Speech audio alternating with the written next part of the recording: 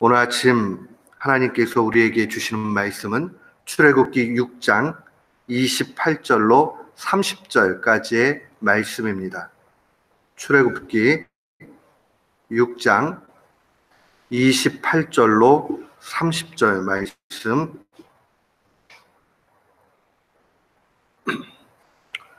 우리 28절로 30절 같은 마음으로 봉독토록 합니다. 여호와께서 애굽 땅에서 모세에게 말씀하시던 날에 여호와께서 모세에게 일러 가라사대 나는 여호와라. 내가 네게 이르는 바를 너는 애굽 왕 바로에게 다 고하라. 모세가 여호와 앞에서 고하되 나는 입이 둔한 자오니 바로가 어찌 나를 들으리까. 아멘. 저는 오늘 본문 말씀을 통해서 하나님의 명령대로만 하라라는 제목으로 주의 말씀을 선포하도록 하겠습니다. 우리가 신앙생활 한다는 것은 확률과 가능성으로 분석해서 결정하는 그러한 삶이 아닙니다. 신앙적으로 산다라고 얘기했을 때, 야, 이거는 내 경험치로 볼 때에 확률적으로 가능한 거야. 또 이것은 가능성이 충분히 있지 하는 이런 판단을 가지고 분석해서 사는 것이 아닙니다. 확률과 가능성으로 사는 것이 필요 없다 이 뜻이 아닙니다.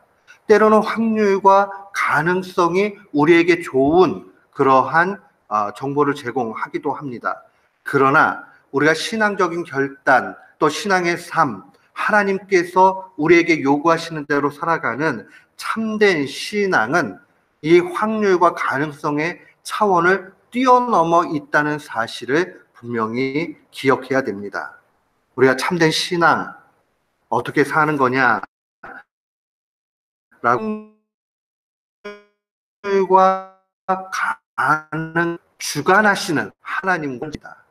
그러니까 언제나 놓치지 말아야 되는 것은 이게 확률적으로 높냐, 가능성이 있냐 이게 아니라 그것을 주장하고 계신 하나님과 관련지어서 우리가 살아가야 한다는 겁니다.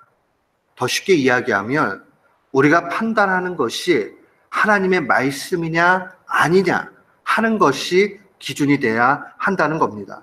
하나님께서 말씀하시고 명령하시는 거라면 그것은 가장 높은 가능성입니다. 우리가 우리의 판단으로, 경험으로 내가 볼 때 이게 맞지라고 하는 것은 오차가 분명히 있어요. 그러나 하나님이 말씀하시는 것, 하나님이 명령하시는 것, 그것은 100%의 그 확신, 그걸로 나타나게 되는 겁니다. 그렇기 때문에 언제나 우리가 관심 가져야 되는 것은 하나님이 말씀하셨는가? 이게 하나님의 뜻인가? 하나님의 요구인가? 여기에만 관심을 가져야 합니다. 우리가 6장에 와서 계속적으로 살펴보면 반복적으로 되고 있는 표현들이 있습니다. 이 모세와 하나님 사이의 대화입니다. 하나님은 반복적으로 이렇게 말씀하세요. 2절 말씀에 보면 하나님이 모세에게 말씀하여 가라사대 나는 여호와로다. 7절에 보면 너희 하나님 여호와인 줄 너희가 알리라. 8절에 보면 나는 여호와로라 하셨다 하라. 하나님의 관심사는 지금 너희가 내가 누군지 알아야 되고 내가 너희와 상관하고 있다. 여기에 집중하라는 겁니다. 바로가 보내줄지 안 보내줄지, 모세가 능력이 있는지 없는지 이게 중요하지 않다라는 거예요. 모세에게 필요한 것, 이스라엘 민족에게 필요한 것은 우선적으로 하나님 누구냐 하는 겁니다. 그리고 하나님은 하나님이니까 더 이상 설명이 필요 없다라는 겁니다. 사랑하는 성도 여러분, 참된 신앙은 바로 여기에 있습니다. 하나님이 하나님이다 하는 말에 그렇구나 라고 하고 자기의 고집, 자기의 가능성, 생각, 판단, 또 경험 이런 거 다 내려놓을 수 있는 것, 그게 바로 참된 신앙입니다.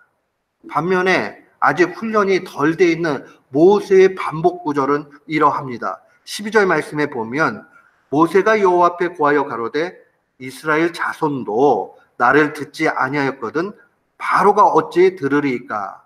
나는 입이 둔한 자입니다 라고 그렇게 이야기를 해요. 아예 하나님 보세요. 이스라엘 백성들도 내 말 안 믿는데 저 큰 나라 바로 왕이 내 말 믿겠어요? 걷다가 난 논리도 부족하고 이 달변이 되지 못해서 이 언변도 없어서 이 입이 뻣뻣하고 이런 사람인데 내 말 누가 듣겠습니까? 라고 이야기합니다. 또 30절에도 모세가 여호와 앞에서 고하되 나는 입이 둔한 자오니 바로가 어찌 나를 들으리까? 라고 그렇게 이야기합니다. 하나님과 모세 사이의 관점이 너무 다르죠. 모세는 계속적으로 듣는 이의 환경과 상황을 바라봅니다.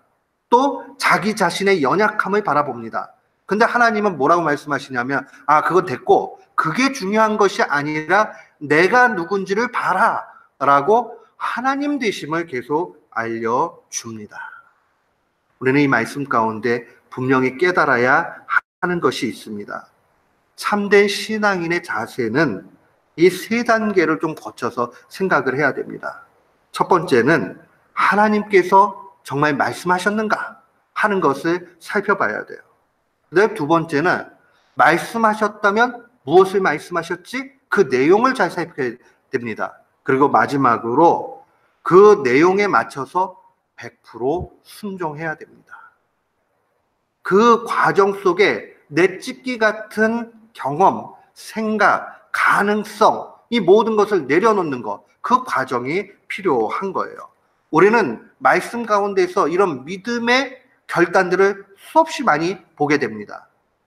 첫 번째 이적이 나타났던 가나의 혼인잔치, 포도주가 똑 떨어졌지요. 그래서 아주 당황스러운 그런 상황이 되었습니다. 그때에 이 마리아가 하인들에게 얘기하지요. 예수님 말씀하신 대로 다 순종해라 라고 얘기합니다. 물론 예수님께서 내 때가 아직 이르지 않았다라고 말씀하셨지만 7절과 8절에 보면 주님이 이렇게 말씀하십니다. 예수께서 그들에게 하인들에게 이르시되 항아리에 물을 채우라 하신즉 아구까지 채우니 이제는 떠서 연회장에게 갖다 주라 하심에 갖다 주었더라. 경험과 확률과 가능성으로 보면 말도 안 되는 얘기입니다. 지금 포도주가 떨어졌지 물이 부족하다는 얘기가 아니잖아요. 근데 항아리에다 물 붓어요. 그리고 나서 하인들이 그대로 순종합니다. 예전에 어느 목사님이 이 본문 설교하면서 이런 얘기합니다. 과연 언제 이 물이 포도주로 싹 바뀌었을까요? 그 목사님의 마지막 말씀이 이거예요. 물을 아구까지 채워서 갖다 주었을 때 바뀌었을 것이다. 물론 이게 과학적 근거 이 얘기가 아니라 100% 끝까지 순종한 결과가 결국 하나님의 일하심의 나타남이 되었다라고 그렇게 증거하는 말입니다.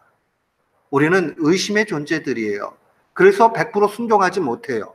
그 자꾸 반쯤 어쩌면 물을 아구까지 정도 채우고 갖다 줘야 돼 말아야 돼 할 때도 있고 또 물 채우는 것조차도 이게 말이 되냐라고 하고 반론을 제기할 때도 있습니다.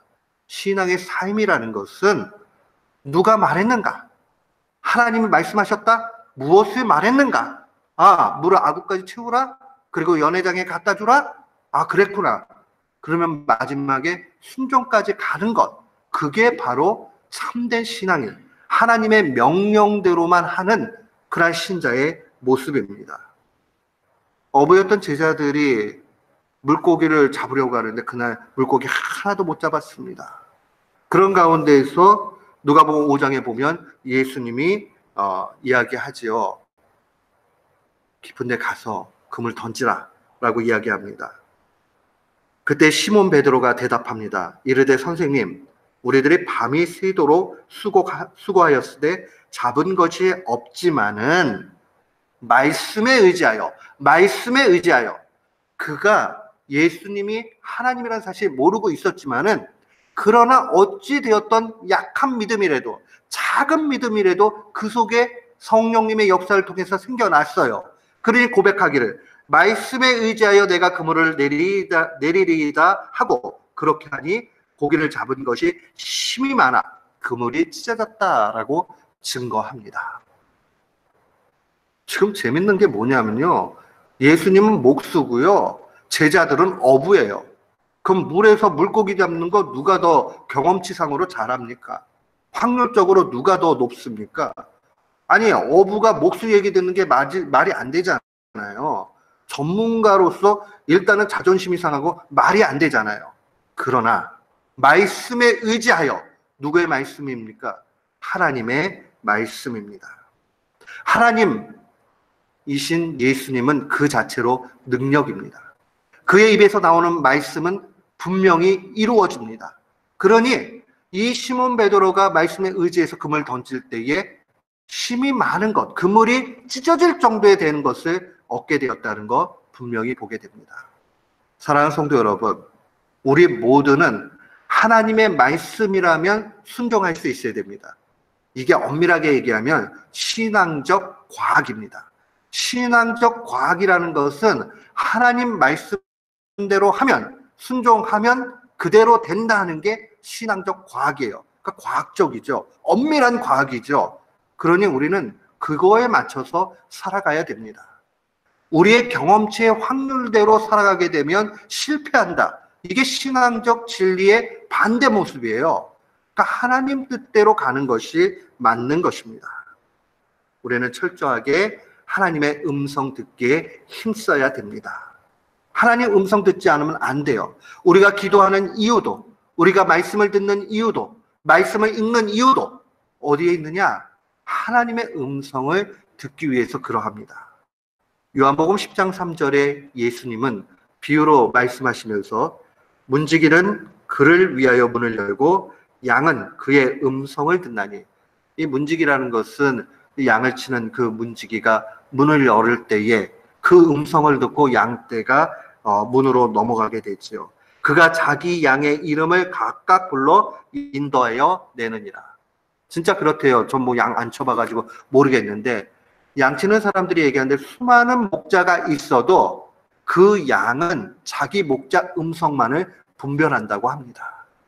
우리가 하나님의 자녀요, 하나님의 양이요, 그의 기르시는 정말 양떼라면 우리는 마땅히 주의 음성을 들을 수 있습니다.